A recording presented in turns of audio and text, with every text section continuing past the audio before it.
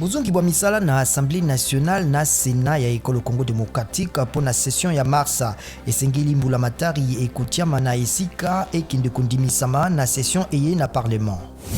Libota ya Kalev Mutondo mokonzi ya kala ya ANER misala ya bokingi na ekolo Congo démocratique lizali kolukaye uto bobungi bwaye le 10 mars. Libota ya mokonzi ya kala ya ANER lisengi pona yango lisungi ya mokonzi ya mboka. Comité laïque ya coordination ekebisi ete kondima soki mokete makambo songolo to pakala mapekisa mapona na 2023. CLC ekebisi bayi politique na kotambola likolo na milimo ya baye banso bakufaki na bitumba pona mapona na ekolo Congo démocratique. Matanga ya Ahmed Bakayoko makokende kino le 19 mars na Itando Mubimba ya Côte d'Ivoire.